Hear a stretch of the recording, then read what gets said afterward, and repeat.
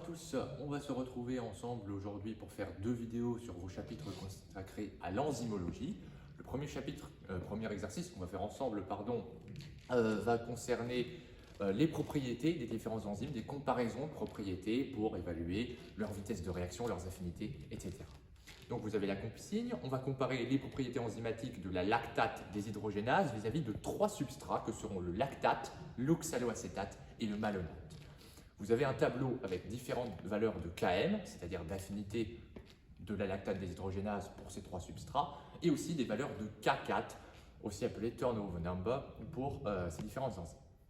Alors, premier item, l'enzyme possède le plus d'affinité pour le malate. Alors, je viens de le dire, l'affinité, rappelez-vous, c'est le Km, je vous renvoie à votre cours. Pour un petit rappel, le Km, c'est la concentration en substrat nécessaire pour occuper 50% de vos enzymes.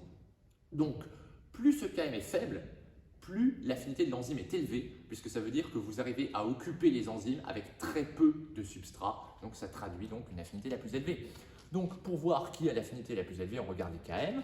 Pour le lactate, c'est 4,8 fois 10 puissance moins 7. Pour 5,2, pour l'oxaloacétate, c'est 5,2 fois 10 puissance moins 6. Et pour le malonate, c'est 3 fois 10 puissance moins 7. On voit donc que l'affinité la plus faible, c'est 7 pour le malonate, 3 fois 10 puissance moins 7. Item 1 est vrai.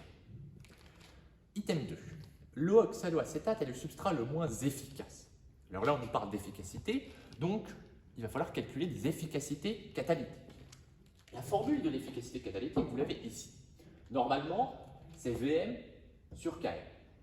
Le problème, c'est que dans le tableau qu'on vous a fourni, on n'a pas Vm. On a le K4, aussi appelé turnover number. Et ce K4, sa formule, c'est Vm sur la concentration totale en enzyme. Et on est d'accord qu'au cours de l'expérience, dans notre solution, la concentration totale en enzyme, c'est une constante. Elle ne change pas. Ce qui veut dire que notre fameux K4, il est proportionnel à Vm. Donc, la formule de l'efficacité catalytique Vm sur Km est proportionnelle à K4 sur Km. Et là, ça tombe bien parce qu'on a toutes les données. Et comme on vous demande simplement de comparer les différentes valeurs, eh bien, c'est pas grave si on n'a pas le résultat exact avec cette formule-là, puisque la proportionnalité est respectée. Alors, il suffit de faire les calculs. On va prendre les valeurs dans le tableau pour calculer l'efficacité catalytique du lactate, de l'oxaloacétate et du malonate. Donc, un petit exemple juste pour le lactate. On fait 2,9 fois 10 puissance 8 sur 4,8 fois 10 puissance moins 7.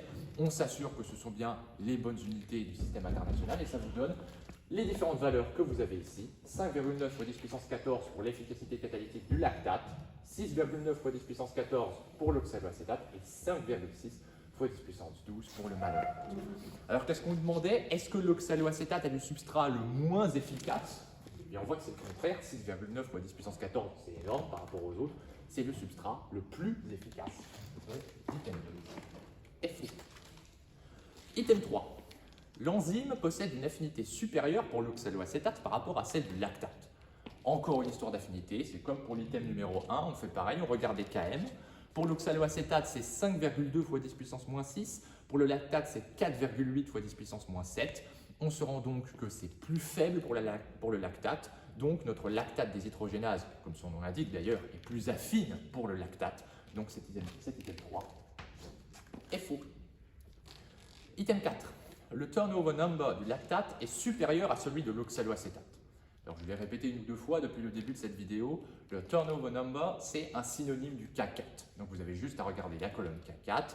On voit que pour le lactate, c'est 2,9 fois 10 puissance 8, alors que pour l'oxaloacétate, c'est 3,6 fois 10 puissance 9. Donc, celui du lactate n'est pas supérieur à celui de l'oxaloacétate, il est inférieur.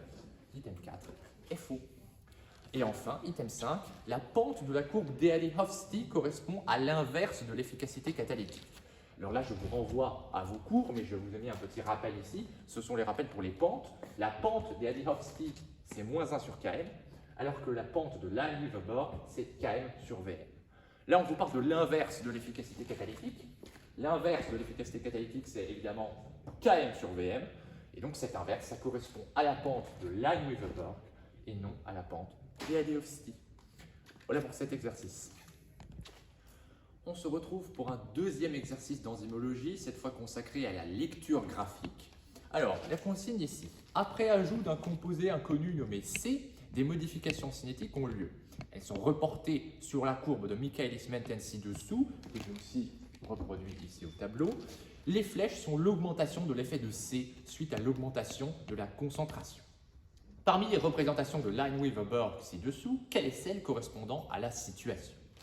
Alors, ce que nous avons fait, c'est qu'on va d'abord analyser la représentation hyperbolique de Michaelis-Menten, et puis on va traduire ce qui se passe en utilisant la formule mathématique pour Lineweaver-Burke. Ici, c'est un graphique vierge que je vous ai fait et qu'on va manipuler avec le temps. Alors, qu'est-ce qu'on voit sur ce graphique de Michaelis-Menten? Il y a deux valeurs à connaître qui vont également intervenir sur les autres graphiques, c'est l'AVM et le KM.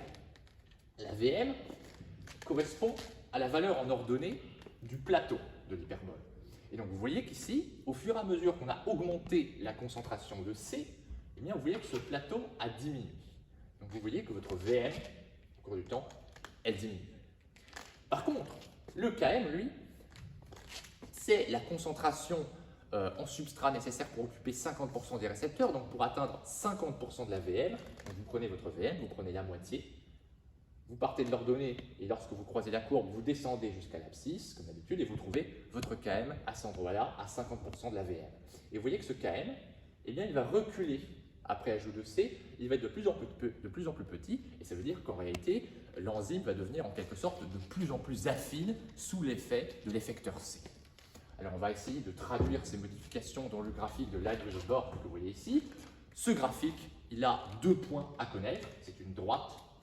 Son axe, le point auquel elle va croiser l'axe des ordonnées correspond à 1 sur VM, et le point auquel il va croiser l'axe des abscisses correspond à -1 sur KM. Donc là, il suffit de déplacer les points en fonction de ce qu'on a vu là. On a vu que la VM diminuait et que le KM diminuait aussi.